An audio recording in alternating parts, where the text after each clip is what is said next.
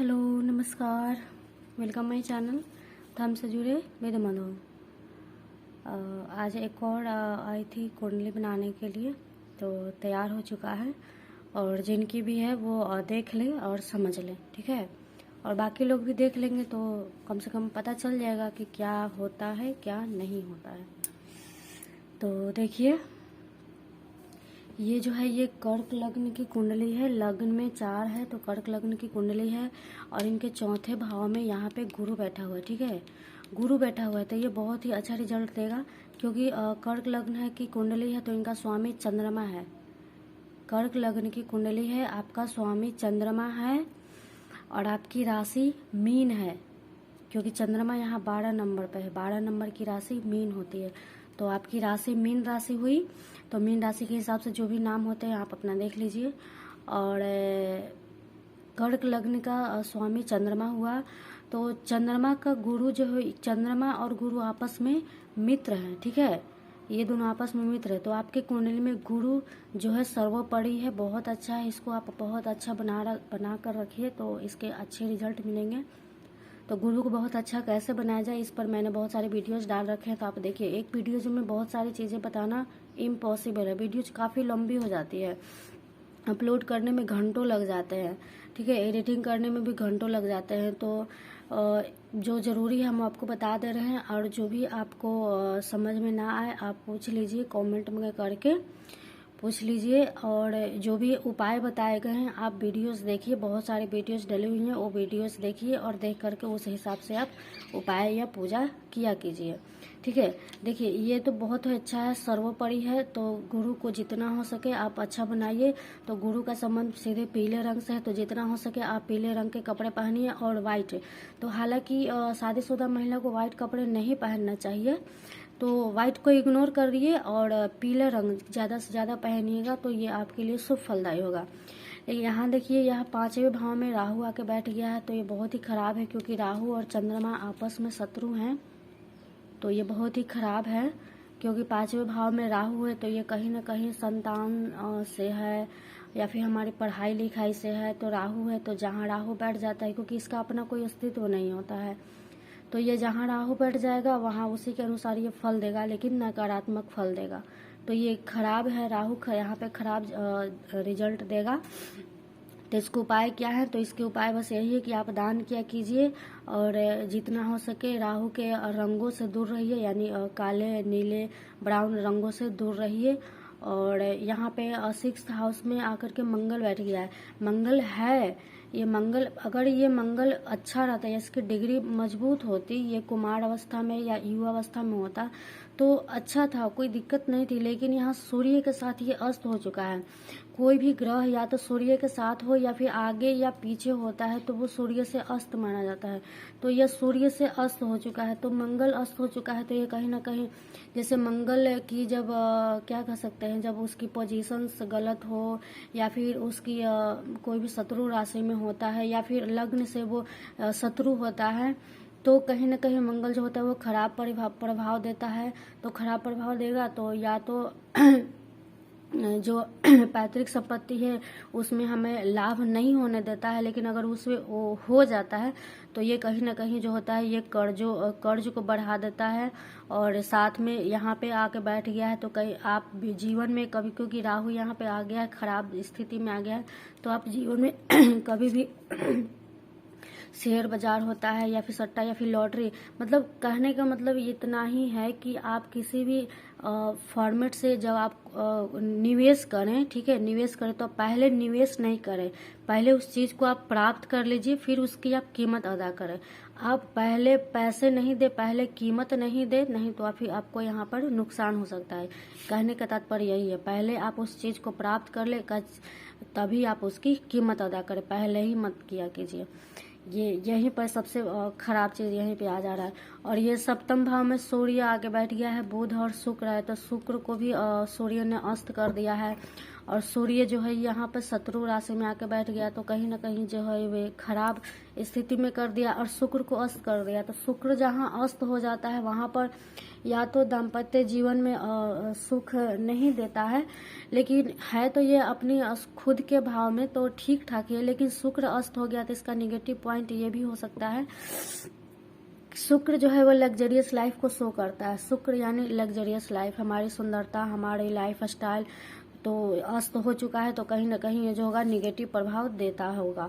और देखिए यहाँ 8वें भाव में शनि आके बैठ गया है, तो शनि बैठ गया 8वें भाव में, तो एक चीज अच्छा है कि 8 हाउस में, ठीक है, 8 हाउस में सूर्य और शनि बैठता है तो इंसान की आयु जो होती है वो दीर्घायु होती है, ठीक है, ये एक पॉजिटिव पॉइंट होता है। लेकिन यहाँ पे मृत्यु तुल्य कष्ट वाला भाव है, तो शनि से संबंधित जो भी परेशानियां होंगी वो होंगी। तो शनि से संबंधित परेशानियां पर मैंने वीडियोस डाल रखी है, आप देख लीजिएगा। तो आज हम नहीं चाहेंगे कि वीडियोज काफ़ी लंबा, क्योंकि पूरा दिन मुझे कल लग गया था अपलोड करने के चक्कर में, तो आज उतनी लंबी नहीं होगी वीडियो, आप लोग भी देखते देखते बोर हो जाएंगे। और यहाँ पे देखिए 9th हाउस में चंद्रमा आके बैठ गया है 12वीं राशि के साथ। 12वीं राशि यानी मीन की राशि है, तो मीन जो है आपस में मीन और चंद्र यानी चंद्रमा यानी कर्क, तो आपस में मित्र हैं, तो ये बहुत ही अच्छा है। एक तरह से आपके लिए एक लकी चार्म है, ठीक है, एक तरह से ये लकी चार्म है। जहाँ ये सब खराब है वहीं ये और ये बढ़िया है, ठीक है। आपका 50% खराब है, 50% बढ़िया है, मान के चलिए 100% में, ठीक है। तो ये बढ़िया है, आपका चंद्र बहुत ही अच्छे पोजीशन पे आके बैठ गया, क्योंकि लग्नेश जाकर के 9वें भाग में बैठ गया, लग्नेश भाग्य स्थान में आकर बैठ गया है, तो बहुत ही अच्छा है। आप इसको अच्छा बना के रखिएगा तो ये बहुत ही अच्छे परिणाम देगा। और नौकरी व्यवसाय वाले भाग में जो है ये 1 नंबर की राशि है, मेष राशि है, यहाँ पे कोई ग्रह नहीं है, तो मेष राशि है, तो मेष राशि यहाँ पे आके बैठ गया, जो कि खराब पोजीशन पे आके बैठ गया है, खराब ग्रह में बैठ गया है, भाव में आके बैठ गया है, और साथ ही सूर्य से अस्त हो चुका है। तो ये जो है ये इस पर कोई क्या कर सकते हैं, ये जो है वो ये ऑफ हो चुका है, आप मान लीजिए ये ऑफ हो चुका है, तो आप इस पे ध्यान दीजिए और इस पर ध्यान दीजिए, ठीक है। ये धन का भाव है, लक्ष्मी का भाव है, हमारी आय का भाव है, तो यहाँ पे केतु आके बैठ गया, तो ये भी लग्न से जो है वो शत्रु राशि है, हालांकि है तो ये 2 नंबर की राशि यानी तुला, ये क्या कह सकते हैं शुक्र का है, तो शुक्र भी यहाँ पे अस्त हो चुका है, तो कहीं ना कहीं ये भी जो है ये खराब ही दे रहा है। और थर्ड यहाँ 12वें भाव में, यानी 12वां हमारा व्यय का होता है, अनएक्सपेक्टेड जो हमारी खर्चे होते हैं उसका चीज होता है, तो यहाँ पे 3रे नंबर की राशि है, तो तीसरा है मिथुन है, तो मिथुन है यानी बुध है, तो बुध है तो वो भी लग्न का शत्रु ही है, तो ये भी खराब है।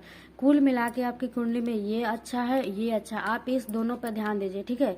इन सब चीजों को आप इग्नोर कर दीजिए, इसको इग्नोर, इसको इग्नोर, इसको सबको इग्नोर कीजिए और इस पर ध्यान दीजिए, ठीक है, और इसका दान कीजिए। ये अस्त हो गया, ये भी अस्त हो गया, तो इसका कुछ नहीं कर सकते, जो अस्त हो गया उसको कुछ नहीं कर सकते हैं, ठीक है। तो इसका दान करना है, और इसका या संभव हो तो पुखराज बहुत कॉस्टली होता है, ठीक है, तो हर किसी के बस की बात नहीं होती है, तो नहीं तो गुरुवार को आप बिल्कुल पकड़ लीजिए, जितना हो सके पीले रंगों का इस्तेमाल कीजिए अपने जीवन में, पीली चीज़ों। और ये मोती अगर संभव हो तो मोती आप धारण कर लीजिए, लेकिन धारण करने से पहले एक बार आप ज्योतिष से परामर्श कर लीजिए तो बेटर होगा, क्योंकि ऐसे ही कोई भी रत्न धारण नहीं किया जाता है। रत्न पहनने के बाद वो जो है ना वो अपना प्रभाव देना शुरू करता है, लेकिन अगर वो अच्छे प्रभाव देगा तो बहुत अच्छा होगा, लेकिन अगर वो कहीं गलत प्रभाव देना शुरू कर देगा तो सब उलट फेर कर देगा, ठीक है। तो कोई भी हो, कोई भी मेरी बातें सुन रहे हो तो कभी भी रत्न हो, कोई भी चीज़ हो, तो कभी भी बिना किसी से पूछे रत्न नहीं पहनना चाहिए, ठीक है। तो कुल मिला के आपकी आयु दीर्घायु है, तो ये इस तरह से एक तरह से आप पॉजिटिव मान के चलिए। तो यहाँ देखिए आपकी महादशा है, यहाँ पर अभी शुक्र की महादशा चल रही है, 22/5/2014 को स्टार्ट हुई थी, जो कि 2034 तक चलेगी, तो ये काफ़ी लंबा है, तो ये अस्त हो चुका है। तो इसका आप क्या कर सकते हैं, इसका सिर्फ आप इतना ही कर सकते हैं कि शुक्र का आप दान किया कीजिए, और शुक्र का दान करने के साथ साथ ही माँ लक्ष्मी की पूजा कीजिए, ये बहुत बेनिफिट देगा, ठीक है। मेरी बात ध्यान से सुनिए, शुक्र अस्त हो चुका है और शुक्र की महादशा चल रही है, महादशा काफी लंबी होती है, उसकी पूर्ण आयु होती है, शुक्र की आयु होती है पूर्ण आयु। देखिए कब स्टार्ट हुआ, 2014 में स्टार्ट हुआ, जो कि 2034 तक चलेगा। तो सबसे अच्छा उपाय है कि शुक्रवार को आप शुक्र का दान करिए, और संध्या के समय जब सूर्य अस्त हो जाए तो लक्ष्मी माँ लक्ष्मी की पूजा कीजिए। शुक्रवार का लक्ष्मी पूजन आप उठा लीजिए अच्छे दिन में, अब कनक धारा का स्रोत और नहीं तो लक्ष्मी सूक्तम पाठ होता है, ठीक है। ये दो चीजें होती है, दो चीजों में कोई एक चीज आप सूक्तम लक्ष्मी सूक्तम का पाठ आप कीजिए तो बहुत अच्छे आपको रिजल्ट मिलना शुरू हो जाएंगे, ठीक है। उसके बाद शुक्र की महादशा खत्म जब हो जाएगी 2034 के बाद, तो फिर सूर्य की महादशा शुरू होगी। तो सूर्य भी कहीं ना कहीं जो है वो खराब ही है, तो इन सबको इग्नोर कीजिए। और यहाँ पे ये जो मैंने उपाय बताए उसको उपाय कीजिए। और ये सब तो है, ये सब तो कुछ दिनों के लिए रहता है। तो गुरु है, गुरु का प्रत्यंतर दशा चलेगा तो गुरु अच्छा है, तो ये जब टाइम आपका चलेगा तो अच्छा ही टाइम चलेगा। ये टाइम बस 1 महीने में ही आने वाला है। ये तो गुजर चुका है, लेकिन ये आने वाला है, तो अच्छे रिजल्ट देगा। आप इसको पकड़ लीजिए, आप इसको इग्नोर कर नहीं कीजिएगा, ठीक है। और ये सब तो बस खत्म ही होने वाला है। और यहाँ देखिए आपका मारक यानी खराब ग्रह में इतने सारे आ गए हैं, लेकिन इसमें मंगल और बुध जो है वो अस्त हो गया है। तो मान के चलिए सूर्य का उपाय करना है आपको, सूर्य का जल देना है सुबह सुबह। मैंने सूर्य का जल देने का भी वीडियो बता रखा है कैसे क्या करना है। राहु का दान करना है, बिल्कुल याद से दान करना है। जब तक आप इसका उपाय नहीं करेंगे, इसको आप कमजोर करिए और इसको आप मजबूत कीजिए, ठीक है। चंद्रमा है तो बहुत अच्छा है, शुक्र है अस्त हो चुका है, तो गुरु का और क्या कहते हैं चंद्रमा का, ठीक है। इसका मोती पुखराज बहुत कॉस्टली पड़ जाएगा, ठीक है। तो अगर पुखराज नहीं संभव है तो उसका बीज मंत्र है, ठीक है। गुरु का बीज मंत्र है, बीज मंत्र आप गूगल पे सर्च कीजिएगा गुरु का बीज मंत्र, तो आपको मिल जाएगा आसानी से। आप उसको पहले आप प्रोनाउंसिएशन बहुत अच्छे से कर लीजिए, उसके बाद आप उसको 108 गुरुवार के दिन आपको पहले उठा लीजिए, शुभ दिन में शुभ मुहूर्त में उठा लीजिए, तो उसके अच्छे बेनिफिट मिलेंगे। और मोती नहीं है तो आप धारण कर लीजिए, क्योंकि मोती आपके लिए बहुत एक तरह से लकी चार्म है, ठीक है। और आपकी शनि की 7.5 स्टार्ट हो चुकी है 29 अप्रैल, यानी हाल ही फिलहाल में आपके स्टार्ट हो चुकी है, जो चलेगी 2023 तक। तो आपको शनि का उपाय भी करना है, शनि से संबंधित आपको दान करने हैं और शनि से संबंधित चीजों से दूर रहना है। पितृदोष हाँ है, पितृदोष भी है और काल सर्प दोष भी है। तो काल सर्प दोष उतना मैटर नहीं करता है, अगर आप इस चीजों को मजबूत कर लीजिएगा, इसको कमजोर कर लीजिएगा राहु को, तो काल सर्प दोष उतना मैटर नहीं करता है। मैटर ये करता है तो पितृ पूजा पर भी मैंने 2-3 वीडियो बना रखी है, आप उसको देख लीजिए। तो चलिए सभी क्लियर हो गई हैं। नहीं समझ में आए तो आप पूछ सकते हैं कमेंट में करके। तो चलिए सबको समझ में आ गई। और कुंडली बनाने की बस यही कीमत है कि आप जितना हो सके आपसे जितना सब्सक्राइब बने आप सब्सक्राइब कीजिए, और कम से कम 6 महीने फ्री ऑफ कॉस्ट है। तो जिनको भी बनवानी है और लोगों के साथ साझा कीजिए, और चैनल को लाइक कीजिए, सब्सक्राइब कीजिए, लोगों के साथ साझा कीजिए, ठीक है। तो कोई भी कंफ्यूजन हो आप बात कर लीजिए, बात करने के लिए हम फ्री हैं, दिन में कॉल किया कीजिए, ठीक है। तो चलिए सबको राधे राधे। और क्या है एक हास्यपद बात हुई है कि लोगों के कॉल्स मैसेजेस बड़ी जल्दी जल्दी आ रहे हैं कि हमारा बना। तो देखिए भैया, हम एक हाउसवाइफ है, मेरे 2 छोटे छोटे बच्चे हैं, मुझे घर में भी बहुत सारे काम होते हैं। तो एक दिन में हम सिर्फ एक ही कुंडली बना सकते हैं, क्योंकि देखिए इसको तैयार करने में टाइम नहीं लगता है, ये 2 मिनट का चीज़ है। क्योंकि बर्थ डेट जैसे ही हम ऐप पे डालते हैं ये आ जाता है, लेकिन ऐप पर सिर्फ इतना ही रहता है, ये सब नहीं रहता है। ये सब कैलकुलेशन कर करके निकालना पड़ता है। तो इसको निकालने में, इसको बैठाने में, इसको एनालाइज करने में टाइम लगता है। तो कम से कम मुझे एक कुंडली बनाने में 2-3 घंटे लग जाते हैं। तो एक दिन में हम एक ही कुंडली बना सकते हैं। तो आप लोग प्लीज़ हड़बड़ाइए नहीं और आराम से रहिए। और किसी को इमरजेंसी हो तो आप पहले बता दीजिए कि इमरजेंसी है। तो इमरजेंसी में भी क्या हो सकता है, इमरजेंसी ज्योतिष इमरजेंसी के लिए नहीं है। इमरजेंसी में फिर वो चल जाइए, आप हवन होता है, मंत्र जाप होता है, दशांश हवन होता है, तो उस पर बहुत एक तरह से कॉस्टली होता है। तो इत्मीनान से हम एक दिन में एक ही कुंडली बना सकते हैं, क्योंकि हमें भी अपना काम होता है तो वो देखना होता है। तो चलिए सबको राधे राधे। और आप अपनी कीमत अदा कीजिए, ठीक है। फ्री की चीजें लेना शास्त्र के विरुद्ध है, ठीक है। आप जैसे ही फ्री की चीजें लेंगी आपका ये एक्टिव हो जाएगा। खास करके ये जिनकी कुंडली हम उनको बोल रहे हैं, ये आपका पहले से ही खराब है और आप फ्री की चीजें लेना बंद कर दीजिए। आप जो भी चीज लेके, हम ये नहीं करें कि आप पूरा कॉस्टली उसका कीमत अदा कीजिए, लेकिन आपसे जितना बन सके आप उसकी कीमत अदा कीजिए, ठीक है। आज ना महंगाई हो गई है, लेकिन आज से 1000 साल पहले इतनी महंगाई नहीं थी। एक चीज लीजिए उसके बदले में कुछ देने का पहले नियम होता था। पहले बाजार में पहले क्वाइंस का नियम नहीं था, था, पहले मुद्राएं थोड़ी होती थी। पहले किसी को चावल चाहिए होता था तो कोई उसको चावल दे देता था, बदले में उससे गेहूं ले लेता था।